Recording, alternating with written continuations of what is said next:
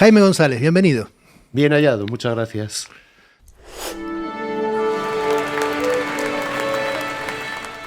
Estamos aquí en esta tarde, aquí en la nave, con Jaime González, que es un músico que tiene una experiencia y un legado bastante particular aquí en la zona de Zaragoza.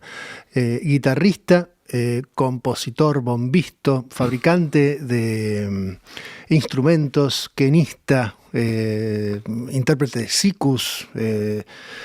Y en particular ha sido el miembro fundador de dos grupos que están unidos en la historia por el estilo, que son Amancay y Alma Gato, de los cuales vamos a querer que nos cuentes todo lo que quieras. El primer grupo con el que empecé a hacer música fue el Amancay, que es un grupo que hace música andina, música de flautas fundamentalmente, y de charangos, instrumentos normalmente lo que se corresponde con la cordillera de los Andes, desde Ecuador, incluso desde Venezuela y Colombia, hasta el sur de Chile, incluyendo Argentina, Bolivia, Perú, y con instrumentos autóctonos. Y este grupo lo arrancó en el año 76, después de un encuentro que tuve con dos hermanos que casualmente eran de Zaragoza. Este encuentro fue en Peñíscola, en verano, y casualmente compartían la misma afición mía por la música sudamericana, andina en aquel momento en especial. Y a partir de ahí, a la vuelta de aquel verano en la playa, decidimos intentar hacer música de ese estilo. Entonces, bueno, eran dos hermanos, Alberto López, que hoy sigue con el grupo, esta vez como técnico, como el webmaster, en fin, la cuestión técnica, porque él, aunque tiene un soplo muy bueno con la quena, nunca ha tocado con nosotros, nunca ha interpretado canciones. Y a partir de entonces, en aquel momento nos juntamos con las hermanas, con mi hermana y sus amigas del colegio, de forma que empezó el grupo con dos tíos, Juan Carlos López, el hermano de Alberto el técnico, uh-huh. Este servidor, su hermana de este servidor y 4 compañeras del colegio de mi hermana. Aquello era absurdo. Había, sí, 2 chicas que cantaban muy bien, 2 hermanas, entre ellas, que cantaban muy bien. Pero al cabo de poco tiempo ese grupo, que empezó con flautas dulces, con un tambor de cartón imitando un bombo, en fin, era como aquello como muy, muy, muy precario, ¿no? Y las chicas empezaron a tener novio, a tener estudios y desaparecieron del mapa. Y para aquel entonces nosotros teníamos un local en la calle Granada, en Torrero, porque al principio ensayábamos en casa de estos 2 hermanos. Y como los vecinos empezaron a quejarse, pues... ¿Y eso que no? O sea, no había guitarras eléctricas, ¿no? No había batería, no había nada electrónico, nada enchufado.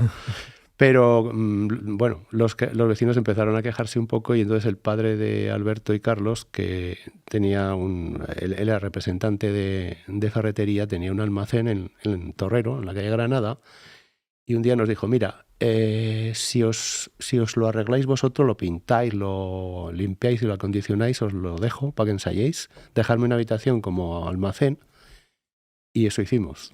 Nos hinchamos de pintar, hicimos muebles, hicimos bancos y mesas para aquello, hasta hicimos una chimenea para poder hacer allí cosas. En ese espíritu comunitario que hay, sí, cuando uno empieza un proyecto de ese estilo. Exacto, ¿no? Exacto. Era todo el entusiasmo puesto en el asunto. ¿Esto qué año es? ¿Qué edad tenían? Hablamos pues, en el 77, que fue cuando ya empezamos en serio con el grupo, pues ya andaría por los 17, 18, por ahí. Y en aquel momento estábamos ensayando todavía con alguna de estas chicas que más o menos todavía remoloneaba para escapar. Y un día se asomó a la puerta esto estaba a nivel calle, ¿no? Era una parcela. Y se asomó por la ventana un chico y dijo, oye, perdona, ¿puedo entrar? Le abrimos la puerta y este chico resulta que tenía un grupo similar al nuestro, que se llamaba Tiahuanaco. Uh-huh. Y bueno, pues empezamos a coincidir y a hacer cosas. y a los pocos días vinieron los restantes de aquel grupo, y en un momento determinado ese grupo se escindió y dos de aquellos representantes, Carlitos le llamamos, porque como ya teníamos un Carlos, nosotros pues eran Carlos y Carlitos. Pasa como con el Almagato, Jaime y Jaimito. Chema, que tocaba charango, y Carlos, que tocaba flautas. En general cantaba muy bien, canta muy bien, y toca guitarra. Entonces a partir de ahí empezamos a funcionar, y al muy poco tiempo, que ya éramos 4, al muy poco tiempo se nos juntó otro escindido de otro grupo, que tocaba guitarra, José Luis, de tal manera que hicimos un quinteto que funcionó mucho tiempo, ese quinteto. Empezamos ¿Con el nombre? Con el nombre de Amancay, desde el principio. El nombre salió ya prácticamente desde el principio. La verdad que a mí como argentino no solamente me llamó la atención esta conexión que primero yo conocí por la historia de Mauricio Snar, con la música. Aparte, bueno, somos amigos con Pato Badián, hemos tocado juntos muchas veces, y me ha llamado siempre la atención esta conexión entre Zaragoza y la música andina. Pero además me estás contando que en el año 76, cuando ustedes empiezan espontáneamente a formar un grupo para estudiar esta tradición, este repertorio, además existía otro grupo en Zaragoza que hacía Sí. ¿Cómo sucede eso? ¿Cómo sucede esa coincidencia? Pues, ¿Tú le puedes atribuir a alguna influencia en particular? Yo no lo sé, yo creo que no. De todas maneras, sí que es cierto que luego, al cabo del tiempo, nos dimos cuenta de que prácticamente en cada provincia española había un grupo que hacía música, a lo mejor no andina, a lo mejor no totalmente argentina, que podía ser más amplia, latinoamericana, centroamericana, brasileña incluso. Entonces, siempre ha habido afición. Y en aquel momento, estos dos grupos en realidad tenían un componente un poco diferente. El nuestro era un componente mucho más folclórico. El tiahuanaco tenía un componente mucho más político. Entonces tiraba mucho de Quilapayún, de Inti Illimani, de grupos que reivindicaban libertades y derechos. El nuestro era, digamos, más neutro en ese sentido. Más orientado a la canción de protesta, al discurso político. Exacto. Sí. Entonces, digamos que cuando formamos aquel nuevo grupo, el Amancay, empezamos a tocar en un local chiquito que había. Bueno, ganamos un concurso, me parece que fue en el Cerbuna, o en algún colegio mayor. Ahora mismo no me acuerdo cuál fue. Ganamos un concurso, en fin. Lo hicimos, lo ganamos en 2 grupos. Fueron 2 primeros premios. El otro era Hato de Foces, que es un grupo muy tradicional de aquí. Es cierto. Y sí. Y bueno, y a partir de ahí alguien se fijó en nosotros. Pilar Torreblanca, la soprano, que murió lamentablemente estos años pasados con el COVID. Y ella formaba parte de la coral Miguel Fleta, y entonces en un momento determinado nos propuso, aparte de colaborar con ella en un disco que estaba grabando, fue hacer la misa criolla con la coral Miguel Fleta. Con esa misa estuvimos, creo que fueron dos temporadas dando vueltas por todo Aragón y por alguna provincia adyacente. Y aparte, nosotros empezamos a asistir primero y luego a tocar en un local que había en la calle Sepulcro, paralela al río, a Echegaray Caballero, que se llama El Cafetín, que era una segunda fundación, digamos, de un local que hubo en Barcelona, que era el Cafetín, el 440 también, me parece que era de los mismos dueños. Y aquí lo montaron Gonzalo Isasi y María, me acordaré del apellido en algún momento. Y entonces ahí conocimos a una serie de personajes que fue alucinante, porque yo ahí he visto a Ricardo Novo, a Ica Novo, he visto a Florindo Alvis, que luego lo trajimos con el Amancay muchos años después, que es un charanguista y constructor de charangos, era buenísimo, es un tipo muy habilidoso con el charango. Hay pues los gauchos riojanos. Había otro local, esto ya era por la zona de Francisco Vitoria, el Pa Victoria, y ahí conocimos a los nocheros de Anta, y ahí fue el gran aprendizaje, ¿no? Porque con Tito, con el director entonces de aquel cuarteto de música vocal sobre todo, nos quedábamos impresionados con las voces que había. Carlos Bassani, Carlos Brizuela, con un grito bagualero increíble, Tito Ortiz y Piki, que era el bombisto en aquel momento. De Tito nos enseñó un montón de cosas, de arreglos para voces, armonías, ritmos, tal. Aprendimos un montón con él. Con Ricardo Novo también, con Nica Novo, yo aprendí una barbaridad. Yo estaba todo el rato casi tirándolo de la manga para que me dejase acompañarle con el bombo. Yo era muy malo con el bombo. Y me hace gracia porque hablas de folclore, ¿no? Como de folclore, y el folclore se aprende así, ¿no? Muchas veces, ¿no? Claro, es que porque las academias de folclore son necesarias y hay que apoyarlas y sin ellas mal vamos. Pero el folclore, al fin y al cabo, siempre ha sido, ¿no? Toma, así se toca esto, ¿no? Sí. Y tú lo pillas, lo aprendes, ¿no? Tú vas aprendiendo. Yo nunca, a nadie me ha dicho cómo poner los dedos en una guitarra. Yo he ido aprendiendo muy despacio y en realidad yo tengo que decir que todos los instrumentos que toco los toco mediocremente. Pero me gusta y entonces pues hago lo que puedo, ¿no? Curioso. Es que además, claro, cuando la gente dice, es que Mauricio Aznar y tal pasa del rockabilly al folclore de Santiago del Estero, y qué casualidad que hay una persona como Jaime González con talento que se juntan, que coinciden, que se buscan, que se encuentran y que hacen cosas juntos.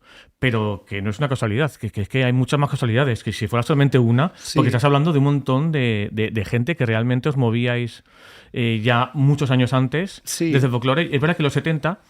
En España sí que pasaba eso. En los 70 sí que había mucha canción de autor de Latinoamérica que se pasaba al folclore. Había mucho, como comentas, de movimiento político que venía de ahí, ¿no? Y también meramente musical, ¿no? Y al final había confluencias, todo, ¿no? Confluye.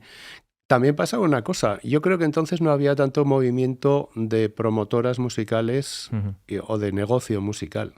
Entonces eso permitía mucha más variedad de oportunidades de aprender cosas diferentes. Ahora está todo como muy encaminado, 4 o 5 palos, que se ha estandarizado todo, o incluso se ha mezcolanzado todo, de tal manera que ahora, por ejemplo, yo no sé el Vive Latino que va a tener de latino. O de países, son grupos de rock de países latinoamericanos. Sí, o sea, entonces dices, vale, bien, me parece bien, pero vive el rock latino, yo qué sé, no digas Vive Latino. Sí, yo creo que Vive Latino es un festival que manifiestamente está orientado al pop y al rock, ¿no? O digamos no sé vos, Sergio, que lo conocés mejor. Sí, vemos el cartel y sí, es pop y rock. Evidentemente es un festival masivo que lleva ya muchos años desde México y que ha venido aquí para ser masivo y sí, además podrían haber ido hacia el reggaetón y cosas así, y han decidido dejar un poco esa rama y quedarse con el original, ¿no? Con el festival original que ha sido siempre de rock latino, ¿no? Sí, no tiene la aspiración de cubrir, digamos, un campo de raíz, digamos, ¿no? Eso. Sí. Aparte en Latinoamérica hay un montón de festivales y de cosas, de sistemas que no pasan por ahí, ¿no? Claro. A mí me hace gracia porque lo latino empezó a ponerse como de moda en los 90, se empezó a hablar internacionalmente de lo latino. Empezó a tener mucha repercusión, incluso Grammys latino, ¿no? Los Grammys latinos y todo, ¿no? Y la gente que lleva haciendo música latina de verdad y tal, ¿no? Con raíz americana, con idioma del latín, ¿no? Con idioma que viene del latín. Esta vez desde hace mucho antes y no sé lo que habéis visto cuando de repente cuando visteis que aparecía Ricky Martin y decían, se ha puesto de moda la música latina, ¿no? Es para decir, ¡no, socorro! Sí, bueno, a mí me parece, si me permitís, lo que pasa es que es un fenómeno que tiene que ver con los 90, un fenómeno económico, donde toda la industria se globaliza y aparece ese elemento que puede digerirse a través de la maquinaria que básicamente tiene centro en Estados Unidos y un poco en Europa, pero sobre todo en Estados Unidos, y a través de la percepción que tienen ellos. De hecho, la palabra latino es una palabra que viene del uso que tienen ellos para designar a los latinoamericanos. Nosotros no nos llamamos latinos, es una palabra de ellos, digamos, ¿no? De hecho, hace poco no sé quién escuchaba que decía no habría que utilizar más la palabra latino, habría que hablar de la Hispanoamérica, Claro. o la Iberoamérica, que quizás es un poco más, porque lo latino está más asociado a otras partes de Europa Claro, que a España y a Portugal, claro, que son realmente claro, las influencias que tiene claro. Latinoamérica. Sí, yo Sí, creo latino, Rumanía es latino también, claro, Rumanía. claro. Francia, Claro, Portugal. sin hablar de Francia y Claro, Portugal, porque eso es evidentemente. son evidentemente los que Va. teóricamente, pero sí que es un poco impropio utilizar la palabra latino para un fenómeno musical que además no es exclusivamente musical, es un fenómeno económico, como decías tú. Es una cuestión de darle prioridad a una serie de músicas que si las promocionas se supone que venden más y rinden más. No sé, no comulgo mucho con esa historia. Y de hecho también está ocurriendo con Pirineo Sur. Ahí hay más que una cuestión, no sé cómo decir, es una cuestión de mistura étnica en la que te encuentras pues gente que lo mismo está tocando una darbuka, que está tocando, yo qué sé, un djembe, y eso viene mezclado con un didgeridoo o yo qué sé, con cosas que vienen de... Resulta muy original, resulta desde luego muchas veces agradable, otras veces, pero digamos que rompe un poco los orígenes de las cosas. Entonces llega uno a despistarse, ¿no? El otro día estuvo por aquí Joaquín Pardinilla y justamente hablamos de ello. Joaquín dijo una cosa, de hecho el episodio donde estuvo Joaquín se llama, si mal no recuerdo, se llama Las raíces somos las personas.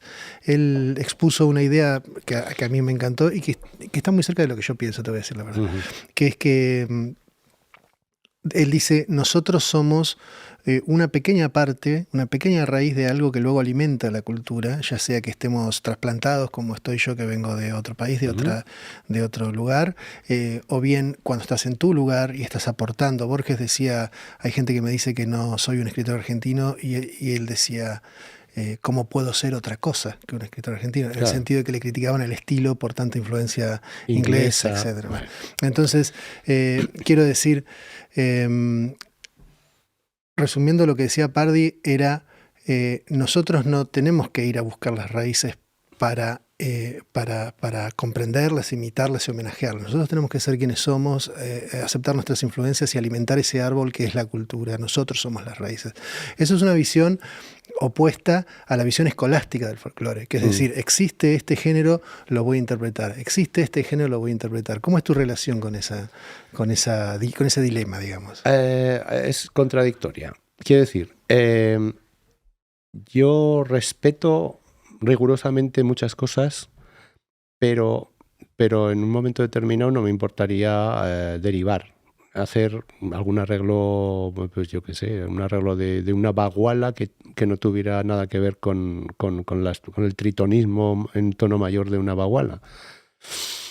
Pero claro, que lo haga alguien que no es oriundo de la zona donde se hace ese tipo de folclore es muy peligroso. Entonces yo procuro ceñirme a lo que ya conozco y desviarme poco. Pero respeto mucho a quien tiene la osadía de innovar sobre este asunto.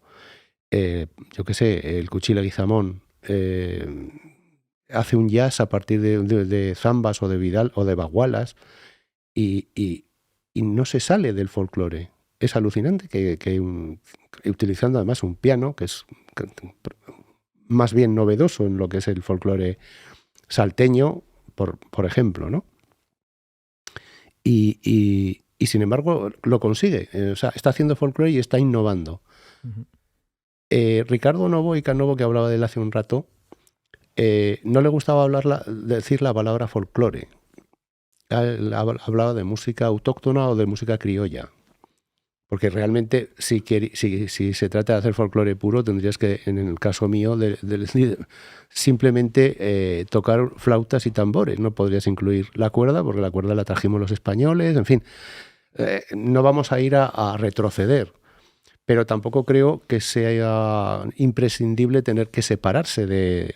O sea, hoy por hoy, pues yo qué sé, las orquestas de zampoñas, que hablábamos antes hace un rato de las zampoñas, las flautas de pan, están siendo sustituidas por bandas de cobre, de trompetas, trombones y tal. Y siguen haciendo la misma música. Lo que pasa es que han cambiado de instrumento. Han ido a la originalidad de otro sonido y consiguen hacer folclore con esos nuevos instrumentos. Claro, el folclore siempre avanza, ¿no? Siempre, ¿no? sí. Y el folclore además que no es solo música, sino Claro. el folclore es el sentir de un pueblo, el día a día de un pueblo, las costumbres de un pueblo. Exacto. Al final avanza. Exacto. A mí me hace gracia que en Santiago del Estero, que conoces muy bien, que decían que como que el violín sonaba a gato, ¿no? Decían como que el violín suena a gato, ¿no? Sí. El violín también es un instrumento nuevo, ¿no? Sí, relativamente nuevo, aunque se supone que lo introdujeron en el siglo XVI-XVII, San Francisco Solano, que salió de... Y en realidad no era el violín, era el rabel. Pero, la influencia, sobre todo de la iglesia, de los curas que llevaban instrumentos para la liturgia, tanto el arpa como el violín entraron en Sudamérica y realmente están prácticamente en todo el continente. Con variantes, y en el caso de Santiago del Estero sí que dicen que suena a gato porque los propios violinistas, muchos de ellos se suelen construir sus propios instrumentos. Entonces hablan del violín sachero, que es el violín sacha, o significa mitad o significa monte o algo rústico, ¿no? Un sacha médico es un médico, en fin, que no es muy allá, ¿no? Muy de fiar. Un músico de apellido Carabajal, aunque no tenía relación directa con la familia Carabajal, Juan Carlos Carabajal, que era un tipo increíble, tenía un mini estudio de radio en el que pues, difundía folclore y le llamaba su Sacha Estudio. Y volviendo al tema del violín, los violinistas que se construían sus propios instrumentos, pues naturalmente no eran luthiers profesionales, no tenían la habilidad para hacer un instrumento perfectamente afinado o de sonido limpio. Y bueno, pues Sisto Palavecino, por ejemplo, que ya murió, pero era un quichuista, un hablante de lengua quechua y sobre todo era violinista, que dicen allí. Entonces sí que sonaba gato, ¿no? Realmente ese violín sí que sonaba gato. O bombisto. Bombisto, claro. Sí. Claro, al magato que tiene violín, el nombre le iba que ni pintado, ¿no? Sí, sí, es que, bueno, en realidad... Aunque el violín fuera un violín que suena bien, pero bueno. Sí.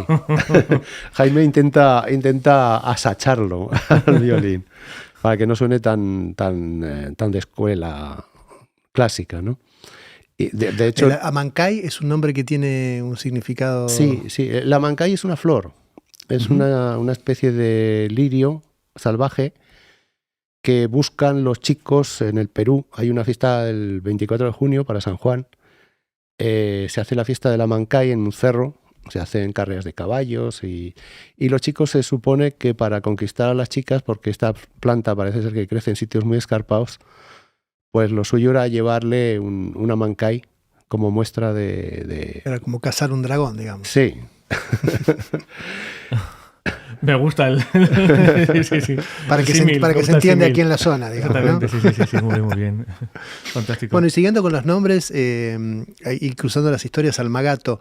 Almagato, una vez le pregunté a Pato, ¿qué significa Almagato? Y me dice, no sé, me dijo, es un poco la misteriosa. Y un día estaba yo, creo que tenía una gripe o algo así, y me pongo a ver los prospectos, porque soy ese tipo de obsesivo que lee los prospectos, y veo que hay un componente que tienen ciertos antigripales o algunos medicamentos de venta libre, que es el Almagato. El antiácido, exactamente. Sí, señor.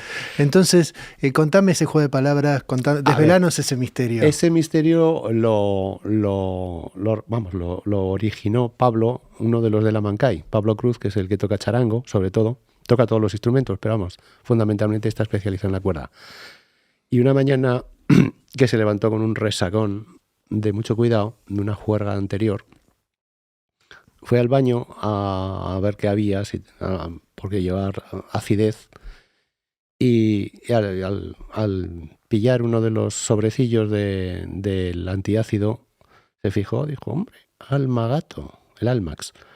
Claro. Dice, hombre, pues esto iría bien para un nombre, porque hay un ritmo argentino que es el gato. Claro. Y además hay un ser mitológico en la mitología santiagueña que es el alma mula. Y claro, dijo, esto casa bien, esto suena bien, ¿no? Y me lo comentó y un día que estábamos reunidos con Mauricio, lo comentó, ¿no? Pues para vosotros lo de Almagato y Mauricio. Y a mí al principio no me decía mucho, ¿no? Digo, bueno, pero Mauricio se partía de risa con aquello. ¡Qué bueno! Ya tenemos nombre para el grupo. Y así salió. Madre mía, claro, de más birras, eso se ha dicho muchas veces, ¿no? Lo de más birras, después que te toca, ¿no? Tanta birra, pues mucho Almax, ¿verdad? Eso no es un chiste mío. Había una relación ahí, sí. Estaba huevo, estaba huevo. Sí. Igual que cuando, en este caso, pues se juntaron Aznar y González, ¿no? Al principio, pues estaban también Aznar y González en el gobierno y en la oposición, y también ha habido siempre muchos chistes. Habéis puesto los chistes muy a huevo siempre. Sí, la verdad es que sí. En el caso vuestro, comentamos que esa casualidad, ¿no? De conoceros, que además fuiste a ver a Mauricio, ¿no? Sí. Mauricio Aznar, recordemos, persona estandarte del rockabilly, en Zaragoza era un líder total y completo. Uh-huh. Y de repente coge el tipo, dice, oye, que me gusta mucho la música, el folclore de Santiago del Estero. La gente, nos quedamos todos flipados en aquella época. La gente que veíamos conciertos suyos, la primera vez que lo vimos con una guitarra tocando folclore de Santiago del Estero, que además ibas a buscar un mapa, no lo encontrás, Santiago del Estero. Tengo que comprar un mapa de Argentina para saber dónde está. Sí. Tú fíjate, en aquella época además, que sin internet ni nada, que estás claro, sin internet, claro. ¿Qué hacías sin internet? O sea, no me digas que esta música de Santiago del Estero, que todavía no existe internet, por Dios, no me fastidies. Bueno, la cuestión está en que os conocéis y no sé muy bien, claro, tú dices que cuando le viste por vez primera en concierto, que viste que no... Vamos, que te gustó, que algo te gustó de él, pero que estuviste incluso a punto de irte antes de que terminara el concierto porque no le había pillado el tranquillo todavía esto de las chacareras y tal, ¿verdad? Sí. Tocaba un poco a su modo. A su bola, sí, tocaba a su bola, pero es que era un tío con muchísimo carisma. O sea, presentaba con una seguridad y con una convicción en las cosas que era impresionante. Y creo que fue más ahí que me intrigó que en aquel momento me gustó. Después, el que ha alucinado he sido yo con las cosas que ha compuesto Mauricio y ahí hay que quitarse el sombrero, pero bien quitado. Porque la Zamba Enamorada, esa fue la primera canción que compuso él. Sí, la enamorada. A mí La Enamorada, claro, estaba dentro de 7 canciones en el modo argentino. Fue lo primero que descubrí de Almagato con el nombre de Almagato, antes de publicar el disco vuestro como Jaime González y Mauricio Aznar. Y fue como lo primero que compuso en mucho tiempo, ¿no? Sí. Y fíjate la letra que dice: cuando llegue la noche larga y tenga que marchar, mi zamba velará por ti. Tanto te quiero, dulce consuelo, que hoy muero por vivir. Sí. Tela, ostras, es que la letra ya dices... ¡Oh! Muchas de las canciones de Mauricio tienen ese toque un poco, que se te pone la carne de gallina, un poco premonitorio. Hay una chacarera de él que se llama Coplitas para mis pasos, que dice, las luces que allá a lo lejos me van llamando se han prendido en la distancia como estrellitas del campo. Y bueno, el último tema, la última chacarera que compuso, que se llama De los pagos del olvido, al que por cierto Javier Macipe, sin saber que tenía música de Mauricio, le puso música por su cuenta. Entonces esta es una canción que tiene letra de Mauricio y música de Mauricio y de Javier Macipe. Hay 2 versiones. Sí, que la tocó además, la tocó en la Oasis. Eso es. Sí, vimos el estreno ahí. Eso es. Pues en esa canción dice: de los pagos del olvido me vine a entregar mi dolor. Bandera de la distancia, soy un pañuelo de adiós. Camino en la noche larga, pero camino al amor. Wow. O sea, te quedas... Madre mía.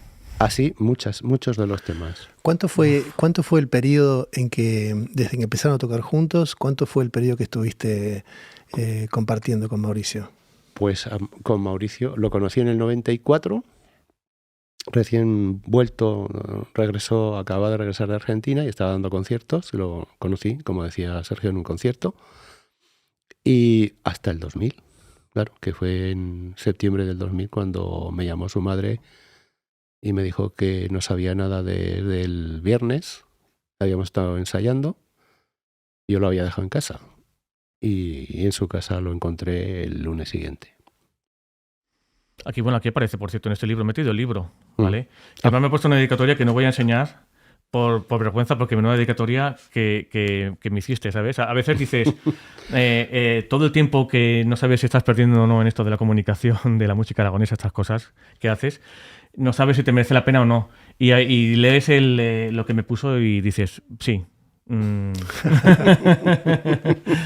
Aquí aparece lo que comento, ¿no? Cuando os conocisteis, aquí aparece cuando os despedisteis, bueno, no hubo despedida, o sí que hubo un adiós, y bueno, pues vemos en la película de Javier Macipe, en La Estrella Azul, cuando ven el cuerpo sin vida de Mauricio, ¿no? Pero bueno, fue muy diferente, ¿no? En este caso, pues te tocó a ti todo ese... Todo... Sí, y además, en realidad tengo que decir que yo no lo vi sin vida a Mauricio, no me dejaron entrar. Sí, fue la policía, ¿no? Fue la policía, llamé a un familiar mío que era policía local, le pregunté si veía factible que entrase yo por el balcón, porque era un entresuelo, y me dijo que ni se me ocurriera, que no se me ocurriera, que él iba a llamar a los compañeros y al cabo de un rato vinieron. En fin, a partir de ahí fue la cosa, y fue un palo realmente increíble. Fue un palo, claro, es verdad que alguien como Mauricio no muere, y eso es cierto, ¿no? Muere porque no está con nosotros, pero no muere porque sigue con nosotros también, ¿no? A la vez, ¿no? Sí, indudablemente. Al final eso es el folclore también. El folclore es el seguir una tradición y el seguir vivo, ¿no? El seguir un espíritu vivo que sigue totalmente, ¿no? En el caso de Mauricio Aznar. Efectivamente. Supongo que cuando viste La Estrella Azul, viste mucho de Mauricio. Creo que todos vimos mucho de Mauricio, porque no está hecho por un realizador que estudió a Mauricio, sino que es un realizador que lleva a Mauricio dentro, ¿no? Que son cosas distintas. Eso es. Es evidente que Javier y Mauricio tienen muchas cosas en común, y además yo creo que Javier hoy por hoy es la persona que más sabe sobre Mauricio Aznar, porque durante todo el tiempo que estuvo documentándose, que fue muchos años, estuve entrevistando a todas las personas que habían tenido alguna relación con Mauricio, con lo cual tenía todas las perspectivas desde todos los ángulos. Y yo creo que por eso está también reflejada la manera de ser de Mauricio en la película. Tú has tocado mucho con él también, ¿no? Con Javier Macipe, ¿no? Sí, sí. Él se ha interesado en el folclore y te ha preguntado y habéis tocado juntos, ¿no? Sí. Eso que comentamos que te ha pasado a ti con otros, tú lo has hecho también, en este caso con Javier Macipe y también con más gente, ¿verdad? Sí. Y con Pepe. O sea, claro, es que... claro. Pepe tenía que pillar el tanquillo a esto de tocar a lo argentino, y eso no es fácil tampoco. Y no es fácil tampoco tocar el rock, porque Pepe no sabía tocar la guitarra. Claro, hablamos de Pepe Loriente, el protagonista de La Estrella Azul, el que hace de Mauricio Aznar, ¿verdad? Sí. Él mismo dice que no sabía hacer una cejilla cuando empezó, no cuando empezamos a rodar, sino cuando se planteó la película. Sí, Javier contaba que además durante el periodo de parón en la pandemia fue como, digamos... Lo bueno fue que tuvo tiempo de evolucionar y de ir aprendiendo el lenguaje, que seguían trabajando por WhatsApp, que se mandaban audios con pedacitos de guitarra. Y... Sí, lo tenía podrido a Pepe, ¿eh? Lo tenía podrido porque no le pasaba una. No, esto tiene que... porque Mauricio lo hacía... Sí, en un momento... Creo que se adhirió un poco a la escuela de Stanley Kubrick, en el sentido de, bueno, yo soy muy kubrickiano, dijo, por esto y por aquello, pero cuando uno lo escucha hablar se nota que si hay algo de que debe tener en común con Kubrick, debe ser esa dedicación completa, por no decir de otra manera, la obsesión irrefrenable por los detalles. Bueno, y la cantidad de repeticiones de tomas que ha habido. ¿Sí? ¿Has estado presente en el rodaje? Sí, estuve tanto en algunas escenas de... Bueno, y de hecho aparezco en la película. Sí, claro. Pero... apareces en la campana de los perdidos. Aparezco en la campana de los perdidos, aparezco en el patio del Indio Froilán. Eso no lo vi. Aparezco al final, tanto en una reunión que hacen alrededor de una mesa con miembros de la familia Carabajal. Ajá. Y aparezco también en un baile que hacen con los miembros del equipo que ya, digamos, al fuera final, de película. Sí. Bueno, Bueno, hay que decir que yo también estuve en el rodaje. No aparezco, afortunadamente. A mí me dijeron que yo estuve en un plano secuencia, ahí de fondo y tal, hice de extra y tal, y me encantó, de figurante ahí y tal.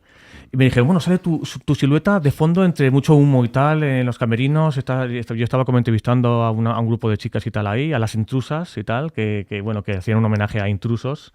Y ese plano secuencia costó 3 horas, era un plano secuencia de 2 minutos, costó 3 horas grabarlo y no salió en la película. O sea, para que nos hagamos una idea de cómo funciona un rodaje de cine como es. Yo, para mí, el no salir en esa película fue un honor, o sea, el participar y el salir o no salir ya a mí me daba igual. O sea, el estar ahí, verlo desde dentro, para mí fue una gran experiencia. El ver cómo trabaja Javier Macipe fue alucinante. El ver a Pepe también... y cómo estaba bien concentrado el tío. O sea, y además por lo que... Para mí fue un privilegio. O sea, pero además por lo que contó Javier, tuvimos una charla sobre todo estos detalles de cómo se filmó, cómo se grabó, sobre todo el sonido, por acá por el estudio, nos interesó esa parte, pero se ve que ha sido un rodaje en que los recursos se han aprovechado muchísimo. Digo, hay normalmente en un rodaje de la industria hay incluso más redundancia, más allá del estilo del director, ¿no? Sí. Pero sí, es sabido que los tipos están para filmar una página de guión, están por ahí 2 días. Sí. Yo he estado en algunas tomas de alguna escena de la película que se han repetido 17, 18 veces la toma. Claro. Hay toda una serie de tomas que se hicieron en Santiago del Estero, en el patio del Indio Froilán. Hay toda una sección que se correspondía con, además, un trabajo de chinos que hubo desde aquí ya.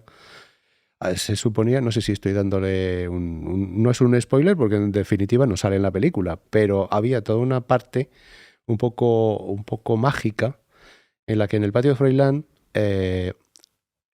llegaba un circo. Eso está filmado, pero no ha salido en la película. Entonces era un circo, digamos, con pocos medios. No tenía carpa ni tenía nada, pero estaban ahí, había unos payasos. Solo sale uno de los payasos maquillándose en un plano mínimo de la película. Además, creo que este hombre murió después a poco de filmar allí. Y entonces se suponía que había una escena en la que había un armario mágico, un armario que construyó Salva, el hermano de Javier Macipe, aquí en Zaragoza, que era un armario que tenía una serie de mecanismos de tal manera que las cuatro partes del armario se podían en un momento determinado desplomar hacia afuera. Había entrado allí Mauricio y en un momento determinado era un pase mágico, pum, se desmontaba y ahí no había nadie. Y se supone que Mauricio pasaba a un plano diferente, un plano, digamos, etéreo, diferente, en el que se encontraba con el Supa y con el Diablo, una serie de escenas un poquito alucinantes, ¿no? Y entonces, para hacer esa escena, en un principio había que transportar de España a Argentina ese armario ya construido, con todos sus mecanismos, y por algún motivo que ignoro exactamente si era una cuestión de maderas o era una cuestión de biológica, no lo dejaron pasar. Hubo que construir otro armario. Hola, para que luego no saliera. En el hotel donde estábamos en Santiago del Estero. El pobre Salva se tuvo que, en esta vez no tenía recursos para hacer los mecanismos y hubo que hacer una serie de trampillas con cuerdas y unas cosas un poco marcianas. Y era un armario que tuvimos que decorar aparte de la construcción por Salva, estuvo también su hermana Rosa María, que pinta muy bien, es una gran artista, una gran pintora, además de médico, de pediatra, y aparte un encanto de mujer. Bueno, pues estuvimos decorando aquel armario 2 tardes, con un calor que hacía, y no sé por qué estábamos en el ático del hotel, y en un zaguán. Y cuando ya al final hubo que llevar allí el armario al patio del Indio y haciendo unas cosas rarísimas y tal, plantarlo allí, tener cuidado porque solo admitía una toma porque se estropeaban las cosas cuando se caía, se manchaban con la tierra, en fin, ya no hubiera sido lo mismo, ¿no? Total, que estuvimos toda una noche con la escena de los payasos y del armario y al final no salió nada. Y yo decía... Y hablo yo de las 3 horas mías, madre mía, eso no sí, es nada. Sí, no, que es que y hay muchas más cosas que se han filmado para la película que no yo ya se lo dije a Javier, yo quiero una versión entera. Joder, tanto, de la película, con merienda, claro, porque ahí no vamos a estar ahí 5 horas. En lugar del corte del director, el corte de Jaime. Yo digo, aquí está la película, sale mucho más. O sea, a quien le interesa la película, el Mauricio Aznar y Almagato, la historia firmada por Jaime González, que además el prólogo es de Javier Macipe, del realizador de La Estrella Azul. Aquí aparecen muchas dudas que nos puede plantear la película sobre cómo sucedió de verdad, porque claro, el espíritu de Mauricio está allí, el espíritu del folclore de Santiago del Estero está allí, y está intacto, incluso yo diría que mejor tratado que en la vida real. La vida real a veces es difícil de entender, y ahí es donde el realizador tiene que saber cómo poder hacer para comunicar mejor ese espíritu, ¿no? Entonces lo hace muy bien.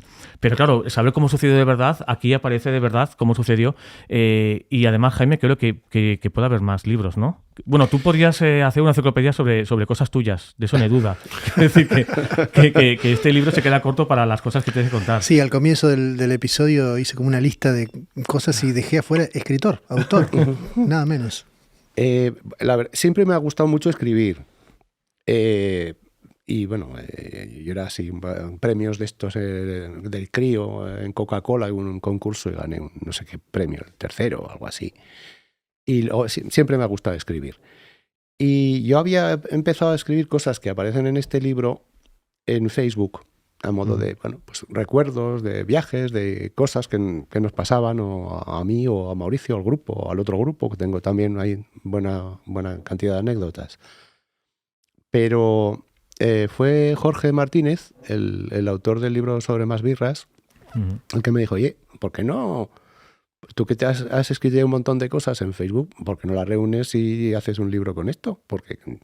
Y la verdad es que fue él el que me dio la idea. Digo, pues mira, pues no te digo. Y estuve tanteando cuando hice el escrito, y cuando lo tuve más o menos a mi gusto, pues empecé a contactar con alguna editorial, y cuando pasé por algunas que no les interesó o imponían unas condiciones bastante leoninas. Y al final fue en pregunta con David y con Reyes cuando la verdad es que me encontré con gente muy por la labor, muy por la labor, la verdad, muy bien. Ahora queremos ver la película sobre Jaime González, ¿vale? Que eso también tenía porque Jaime González un día, yo te digo una cosa, con un final diferente. Yo te digo una cosa, por favor. Hombre, el final tiene que ser que vea la película, entonces el final tiene que ser diferente, evidentemente. Por ejemplo, tenemos un jovenzuelo, Jaime González, que está por ahí jugando por la calle Verónica de Zaragoza, y hace así como que no quiere la cosa, un descubrimiento. Sí. Un descubrimiento histórico. Porque si... Y que has pasado a la historia como descubridor. O sea, vamos a ver como la persona gracias a la cual se ha descubierto algo que en Zaragoza se conoce mucho, que es muy importante para la historia romana de Zaragoza. Y aquí estás tú tranquilamente, como si tal cosa. Y te estamos tratando de tú, encima. O sea, no tenemos... No vais a tratar de vuecencia.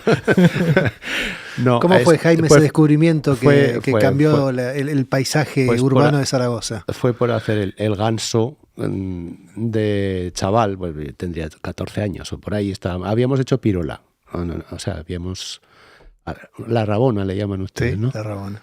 No habíamos ido a clase, la última hora de la clase, y nos fuimos a los mallorquines a comprarnos unas brevas allí y a hacer el oso por ahí. Niños, no hagáis esto en vuestra casa. No, ni en el colegio. Y nos fuimos... Hacerlo descubriendo cosas fuera en la calle. Eso es, hay que investigar.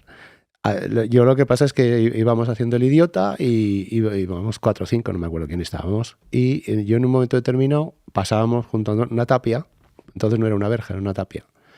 Y yo me asomé por encima de la tapia y dije, esa era una cosa bastante informe, con una cosa radial, semicircular y radial. Digo, eso no puede ser más que un teatro. Y lo comenté en casa. Lo comenté a la hora de comer. Me callé lo de la pirola, por supuesto. Yo me imagino a sus padres en plan, vamos a ver... no me daban bola. No, es que, a ver, nosotros éramos 7 hermanos. Y en aquel momento probablemente estaríamos 6 porque mi hermana mayor ya se había casado. Pero el único que hizo oreja a lo que yo comenté fue mi hermano Carlos, que era periodista, y que no se le escapaba nada. Y entonces, para otras cosas, pasaba de mí como vamos. Pero para la cuestión artística sí que afinaba, ¿no? Conmigo. Y entonces me dice, ¿qué es eso de que has visto un teatro romano? ¿Dónde has visto tú un teatro romano? Hay que añadir que algo se sospechaba, pero no se sabía seguro si era. Aquel solar lo tenía la Caja de Ahorros y Monte de Piedad de Zaragoza, Aragón y Rioja, o sea, Oliver Caja, con idea de construir allí la central, lo que ahora está en Eso era un solar. Era un solar. Llega el Jaime y le fastidia el invento. Y yo les chafé el negocio.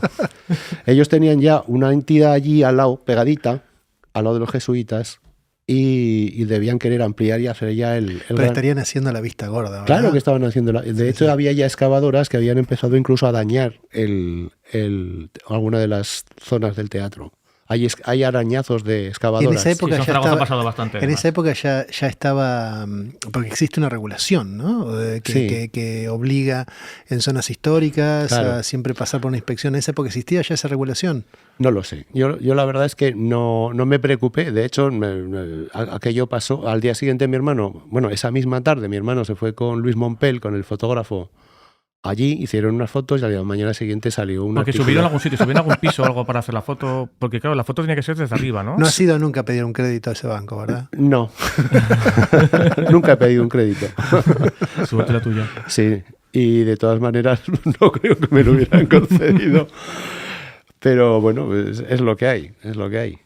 La cosa está en que salió publicado en Heraldo de Aragón y a partir de ahí ya no hubo vuelta atrás.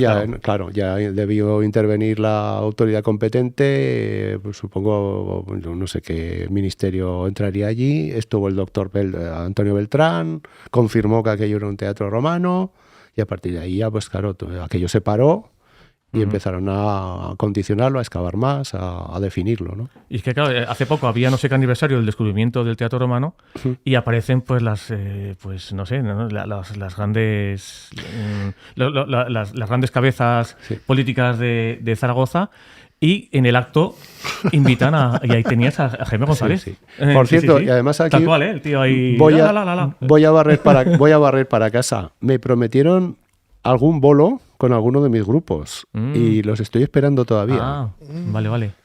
Los vamos a taguear ahí, eso. ¿no? Ahí en las redes les vamos a taguear para que nos respondan. Oye, pues un bolo en el Teatro Romano estaría muy chulo, por cierto, ¿eh? Claro. Buah. Ya se han hecho, de hecho. Ya se han hecho. Lo que pasa es que no sé exactamente si se pueden hacer en lo que es la escena del teatro, porque dudo que dejen montar nada allí, ¿no? Sí que sé que en el hall, lo que es la parte del museo del teatro, sí que se han hecho actuaciones. Sí, yo sí que he visto dentro del teatro. ¿Sí? Yo he visto, no sé si ahora querrán hacer, claro, que cuando cambian los ayuntamientos, yo no sé hacia dónde van. Yo ahí he visto conciertos, he asistido a conciertos.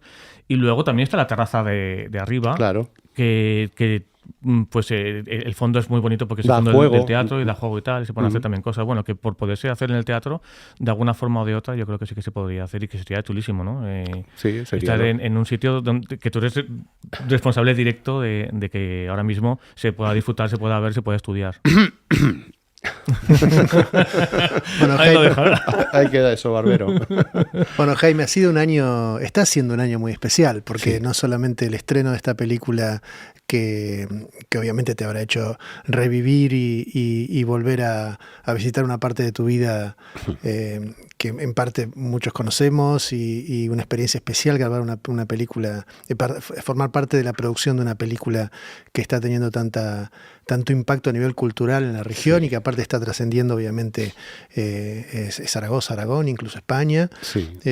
También hace poquito estuvimos viéndote con Amancay acompañando a Peteco Carabajal, también en esta especie de cruce cósmico que hay entre la realidad y la ficción de esa película y los participantes. Fue una noche realmente especial porque sirvió un poco de amplificador para la presencia de Peteco, que es un músico bueno que ha dejado que está dejando una obra impresionante en el cancionero popular argentino y que aparte le ha dado junto con su familia una cara especial a Santiago del Estero y a la forma en que Santiago del Estero queda impregnado en la tradición de la música popular argentina en general, que es diversa, no es solamente, claro, obviamente, la chacarera de Santiago.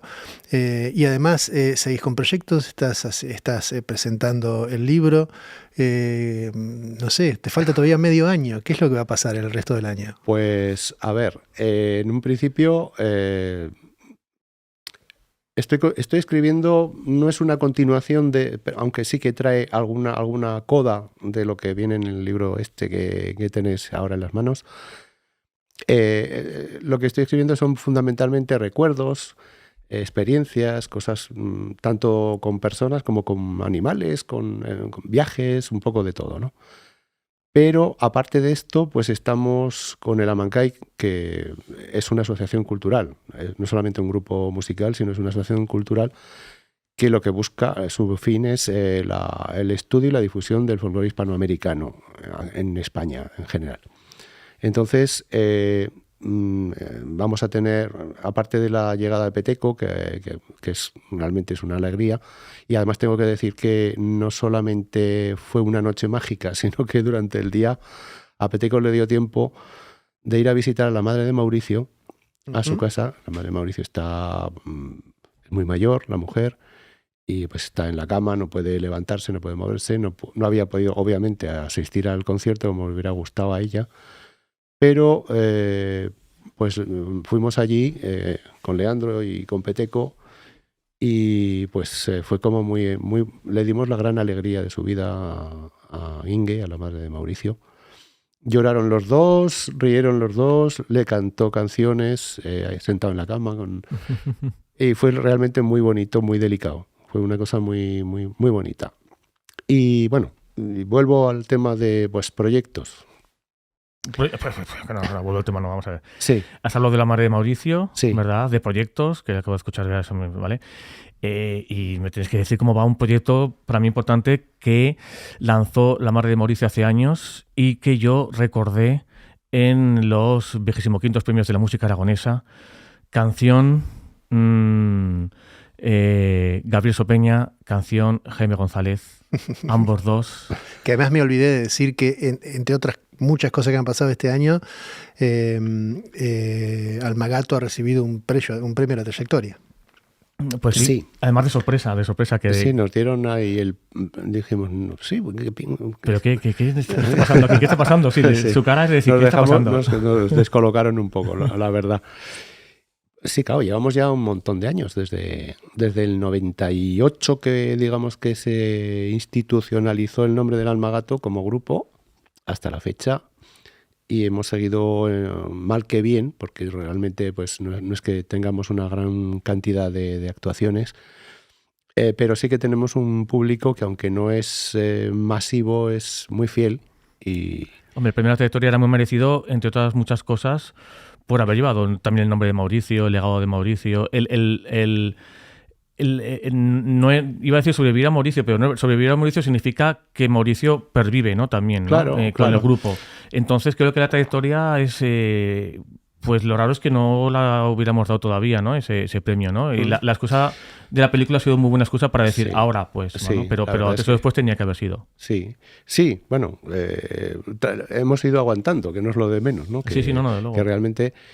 Y luego, yo estoy seguro de que fue una lástima la pérdida de Mauricio, porque si Mauricio hubiera seguido vivo, que hace unos meses hubiera cumplido los 60, yo no sé qué hubiera llegado a hacer. Todo lo pensamos alguna vez, ¿eh? Todo lo hemos pensado alguna vez. Y además yo incluso creo que si Mauricio, en vez de volver a España, se hubiera quedado en Argentina, estoy seguro de que le hubiera ido mejor que en España. El público de Zaragoza es un público duro, es un público que no... Duro de entrada ya, o sea, algo nuevo. Normalmente las compañías de teatro y las producciones musicales empiezan aquí en Zaragoza para ver cómo les va a ir el resto del año, porque si aquí les va bien, tienen éxito garantizado en el resto de España. Y no sé por qué es un público casi cruel. Y bueno, y de hecho, pues a Mauricio el gran palo fue a su vuelta cuando se encontró que no había una respuesta que ni siquiera llegase al mínimo nivel de entusiasmo que tenía él para hacer la música que hacía y las composiciones que hizo. Y creo que ahí sí que es un poco reivindicativo especialmente agradecidos a ese premio a la trayectoria, no por nuestra trayectoria, sino por lo que se le negó en su momento a Mauricio. Uh-huh. Cierto, sí. Yo me acuerdo de una entrevista que claro, yo le digo que si no te apetece quedarte a vivir ahí, ¿no? Es que además hablaba de Santiago del Estero, que le veías un entusiasmo en la cara, los ojos, todo, ¿no? Y él decía, no, es que creo que lo bonito de eso es llevarlo aquí, o sea, hay que traerlo aquí, ¿no? Claro. Hay que traer esto. Y lo chulo es tocarlo aquí, decía él, ¿no? Y además lo respondía sin pensar, que decir que lo tenía muy claro. Venir a alimentar el árbol de la cultura aragonesa. Lo que decimos hoy. Sí. ¿A qué se le ocurre? Madre mía. Sí, bueno, Jaime... No, espera que te interrumpa. Estamos redondeando la hora y... Canción, Jaime González, Gabriel Sopeña... Vamos a ver. No tenemos un foco por aquí que vaya directo a su cara. No se puede sacar un flexo y tal. ¿Hay alguna idea? ¿Tenés eso en mente? ¿Cómo lo consideras? Lo he considerado. Lo que pasa es que, claro, el problema es que si yo hago música, él tiene que hacer letra. O, bueno, podemos intentar hacer un collage. Pero es difícil porque, claro, Gabriel tiene un estilo propio, tiene un concepto musical propio y un concepto poético propio, bueno y propio. Uh-huh. Y yo también tengo el mío. Entonces, tenemos que quedar un par de tardes con un café o con una cerveza delante y empezar a hablar. Eso sí, queda pendiente, está así. Vale, sí, pues vamos... en homenaje a más birras, con muchas birras, y seguro que sale algo. Pero ¿qué esperabas, Sergio? ¿Un compromiso acá público? Acá para yo había traído aquí un documento y lo iba a sacar para que me lo firmara. O sea, que decir, vamos. Y además te había dicho, prepara el sello de la nave, del estudio de la nave y tal, Yo tengo la teoría de que para que salga una canción buena tiene que haber un pozo de verdad detrás, una historia. Uh-huh. Y de hecho las pocas que he hecho han sido porque o un sentimiento real o una historia real detrás. Y entonces pues tiene que ocurrir. Uh-huh. O sea, yo no me voy a poner a escribir así porque sí para que salga algo a ver qué pasa. Entonces, bueno, nos tenemos que poner de acuerdo. Entraríamos en el arte por encargo, ¿no? Eso de arte por encargo. Sí, tengo que hacerlo. Dice, no. Bueno, pero a veces funciona como... Sí, a veces los experimentos funcionan. Mira, y a veces no, pero como experimento... Hay una anécdota de Carlos Carabajal, que el protagonista, en este caso de la película de La Estrella Azul, que se cuenta en La Estrella Azul que no le dan bola. A pesar de que de las muchas canciones que él tiene son imprescindibles en cualquier festival o en cualquier reunión en la que se haga folclore argentino. No solo santiagueño, argentino. O sea, aparece seguro, sí. Aparece seguro. Y el apellido Carabajal ya es un 90% de posibilidades. Uh-huh. Y sin embargo, la canción con la que consiguió dinero como para comprarse coche y para comprarse casa es una canción banal, totalmente banal, que se llama El Mimoso, que la compuso junto con Coco Díaz, otro compositor que tenía un estilo como más cómico que otra cosa. Y esa canción fue un boom de ventas de discos y de derechos de autor, con la que se compró el Quincho, la casa que aparece en la película, y que se compró, creo que fue un Ford Sierra o algo así. Fíjate, sí, porque hablamos cuando hablamos de los Carabajal... un Ford Sierra. Tela. Y salía a pistear ahí. Oye, que nosotros teníamos en mi familia un Ford Escort que estaba por debajo del Ford Sierra, el nuestro. Claro, era el modelo chiquito del Ford Sierra. El Ford Sierra, el Ford Explorer, el modelo más chiquito, claro, así, económico. Claro, cuando hablamos de Carlos Carabajal como el padre de la chacarera, incluso habla de su madre como la madre de la chacarera y tal, y familias de folclóricos, como comentas, imprescindibles, ¿no? Cuando se habla de la raíz argentina, ¿no? Y de la música argentina. Pero sin embargo, el tipo se tuvo que buscar la vida trabajando en lo que pudo. Sí, bueno, además la chacarera en realidad es una tradición, es un nombre, ¿no? Es como cuando decimos Michael Jackson es el rey del pop. Quiero decir, claro, sin quitarle mérito a nadie, obviamente a mí tengo un poco la obligación. Sí, pero es bueno que la gente lo sepa, ¿no? También, ¿no? Que bueno, que realmente... La chacarera es realmente una tradición que está metida, es realmente folclore, nadie sabe quién la inventó, nadie sabe de dónde sale. Luego están los autores, como siempre, los autores que van a esa forma, y obviamente los Carabajal en general han sido una fuerza en Santiago. Pero bueno, lo más importante es que estemos hablando y que estemos escuchando esa música más allá de quién la haya hecho. Claro. Y de hecho al mismo Carlos no le gustaba que le llamasen así. Se lo puso un amigo de él, Carlos Saavedra, y fue casi un marketing más que otra cosa, ¿no? Carlos Carabajal se ganaba la vida en las obras o descargando medias reses en un frigorífico. Claro. Y de hecho él cojeaba porque le cayó encima una media res, le rompió la pierna. Muy argentino que te caiga encima una media res. Y no se pudo operar, no tenía medios. Y desde entonces rengueaba, o sea, tenía una manera muy particular de andar. Tú como argentino, Santiago del Estero, ¿es tan maravilloso como se cuenta?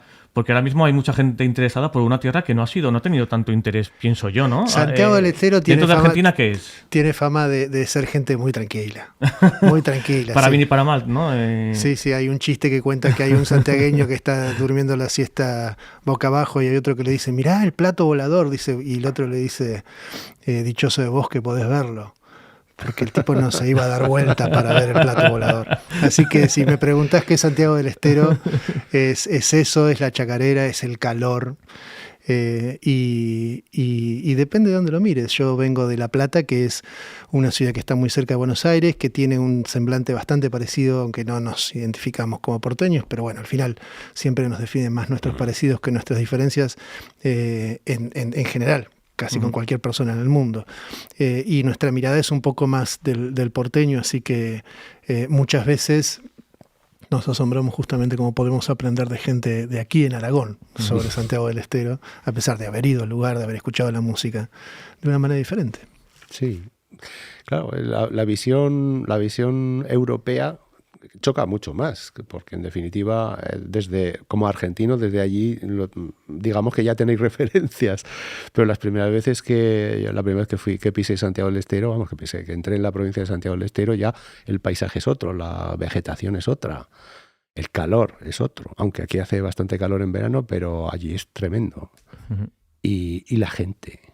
Y la gente es especial. Al final lo que cuenta, claro, de un territorio. Ya, es curioso que además en Aragón la gente de mi generación y también de otras generaciones, ¿no?, próximas, tenemos muy, muy adentro, ¿no?, muy interiorizado todo esto de Santiago del Estero, todo esto de las chacareras, las vidalas, los gatos, todo eso. Gracias a Mauricio, gracias al Magato, es verdad que lo consideramos muy nuestro. Desde hace, no es una cosa de ahora además, sino que llevamos ya 20 y tantos años con eso, descubriendo esa música y la consideramos muy nuestra. Y eso es el legado que deja Mauricio también es ese, ¿no? Eso que decía, lo que tengo que hacer es tocar la música aquí para que la gente de aquí, bueno, pues eso se consiguió, ¿no? El legado que deja Mauricio y el legado que deja Jaime y la gente que trabaja con él. Y todavía queda mucho que dejar no te creas tú. Por cierto, hoy he hablado con Pablo Carabajal, que es uno de los de la familia Carabajal y que participa en la película. Me anuncia que ya están colgando en redes 2 temas de Mauricio, la de Ando Velando. Ostras. Y Pa' que no baile solita. Y que, bueno, ya la van a tocar. Yo le he pedido a Pablo, porque además de guitarra toca bandoneón, que lo que estamos grabando a lo mejor le mando alguna cosita para que me lo adobe con un poquito de bandoneón. Me ha dicho que encantado. Fantástico. Muy bien. Sí, pues, Jaime González, ha sido un gusto tenerte aquí. Era en esta primera etapa de nuestro podcast, de la nave podcast. Yo como argentino aquí emigrado, naturalizado aquí en España, tuve de pronto la sorpresa de poder charlar mucho sobre música argentina por este fenómeno del cual ha sido parte, que fue La Estrella Azul. Y además, en cualquier caso, tanto Almagato como Amancay no iban a faltar, porque este programa, este podcast está dedicado a la gente que viene haciendo música y viene dejando su huella en la región, y sin duda lo que han hecho ustedes cabe en esa descripción. Así que espero que hayas disfrutado de la charla. Mucho. Y te vamos a esperar aquí por la Cafetera Atómica cuando quieras. Muchísimas gracias. Don Jaime González, un honor siempre hablar con usted, de verdad. Ahora ya, aunque sea al final, ya le tatúo usted. No me sale. No me añadas años. Muchas gracias. Venga, a ti, a vosotros, muchas gracias.